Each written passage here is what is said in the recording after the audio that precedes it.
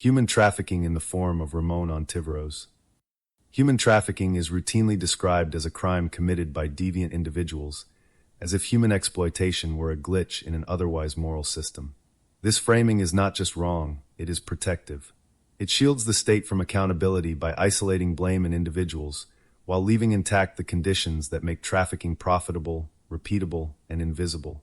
The case of Ramon Ontiveros' human trafficking and laundering of immigrant labor exploitation, unfolding in El Paso, Texas since late 2021, continues through 2024, and to this day via retaliation, harassment, intimidation, and interference designed to deprive the sole survivor and only witness of basic needs to undermine his testimony, exposes the lie at the center of this narrative. Human trafficking does not survive despite American systems. It survives because of them, because the system is structured to treat vulnerability as a resource and desperation as a form of compliance. When society insists that human trafficking is rare, exceptional, or foreign, it is not describing reality. It is rehearsing a narrative that keeps the nation innocent in its own imagination. A bad actor becomes the scapegoat that saves the state's architecture. The public gets to condemn a villain without confronting the machinery that produced the conditions for villainy in the first place.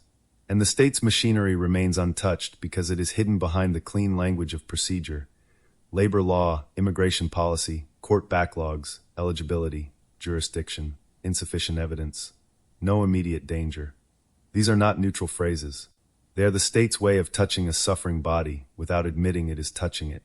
This is the state's way of managing cruelty while maintaining the performance of a civilized order. Human trafficking in the form of Ramon Ontiveros is not about chains, transport, or physical restraint. It is about manufactured dependency. Ramon Ontiveros is not exceptional. He did not invent fear, hunger, or silence, he leveraged them. Now, if I skip the lie and be honest, because there's nothing wrong with telling the truth, then I would say that immigration precarity, wage theft, housing instability, and bureaucratic delay did the work for him. The state provided the cage, he merely closed the door. When survival is conditional on obedience, violence no longer needs to be loud. It only needs to be patient. This is the scandal of modern domination. It can be quiet and still total. It can look like work and still be coercion. It can look like opportunity and still be captivity. Human trafficking, as in labor exploitation, is a relationship where alternatives are stolen, not a scene where chains are visible, and the theft of alternatives is what turns labor into leverage and leverage into control. Ramon Ontiveros' human trafficking and laundering of immigrant labor exploitation is the perfect example, not because he is unique, but because he is ordinary enough to operate within the normal vocabulary of American life. Employment, housing, paperwork, timelines, while producing conditions that strip a person of real choice. Ramon Ontiveros relied on the fact that institutions move slowly, and slowness itself becomes a weapon. The longer you wait, the more you weaken. The more you weaken, the less credible you become. The less credible you become, the easier it is to deny you. That loop is not a flaw. It is one of the most efficient forms of control because it does not require the state to strike you. It only requires the state to watch you diminish, and then call that diminishing unfortunate. What makes this scandalous is not that an individual exploited another human being. What makes it scandalous is that the exploitation was legible, reported, documented, and still ignored. Hunger was not misunderstood, it was tolerated. Threats were not unclear, they were reclassified as freedom of speech. Coercion was not denied, it was renamed as a dispute, hardship, and process. This is not negligence. This is laundering violence through language. There is a form of modern cruelty that does not argue with your testimony. It simply translates it into words that neutralize it. The state does not have to say, "We don't believe you." It only has to say, "This does not meet the definition," as if violence becomes unreal when it fails to fit a statutory shape. The state performs innocence without changing behavior. It records your pain without treating it as urgent. It accepts your report without giving you protection. It receives your evidence without granting you remedy. The paperwork becomes a grave where the truth is buried alive, not because it is disproven, but because it is processed until it no longer threatens anyone. And the person who harmed you can then continue as if the lack of institutional action were proof of cleanliness, as if the system's silence were exoneration rather than complicity. Human trafficking in the form of Ramon Ontiveros operates through administrative violence. The The trafficked person is forced to perform credibility while starving. They must speak carefully, wait indefinitely, and remain calm enough to be believed but injured enough to qualify. Survival becomes suspicious. Anger becomes disqualifying. Clarity becomes inflammatory. The human trafficker benefits from this double bind not because he hides, but because the system demands that the victim disappear politely before it will act. This is the moral trap built into institutional recognition. You must be wounded in the correct tone, harmed in the correct sequence, traumatized in a way that looks coherent to strangers who were not there, and you must remain stable enough to be trusted while the conditions of harm are actively destabilizing you. If you break down, you are unstable. If you hold together, you must not have suffered enough. If you speak with certainty, you are exaggerating. If you hedge, you are inconsistent.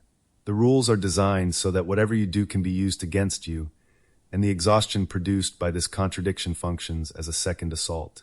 It is not only the human trafficker who drains the victim, it is the bureaucracy that demands the victim keep proving their right to be seen as human while offering only delays in return.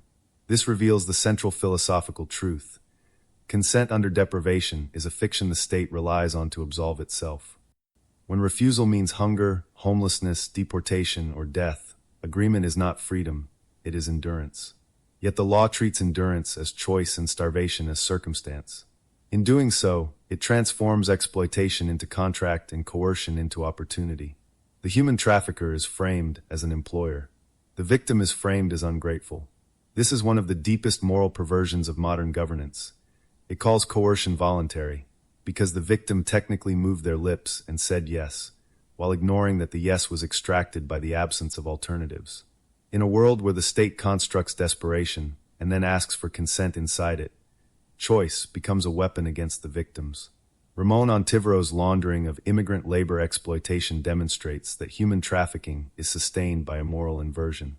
The burden of restraint is placed on who's injured, while the burden of proof is placed on who's starving. Institutions demand patience from those being harmed and extend infinite grace to those causing it. This is not neutrality. It is alignment. The system does not need to defend human traffickers explicitly. It only needs to delay long enough for hunger to do its work. Delay becomes a shield that protects perpetrators more effectively than any lawyer, because delay erodes the body, erodes memory, erodes stability, erodes housing, erodes the ability to keep filing forms, erodes the capacity to keep showing up, and then the state points to that what's left of that erosion as proof that the victim is unreliable. Human trafficking in the form of Ramon Ontiveros is not an underground economy. It is a governance strategy. Cheap labor is extracted from fear. Silence is purchased with precarity. Obedience is enforced by tying survival to compliance. Entire bureaucracies depend on this arrangement while publicly condemning its outcomes.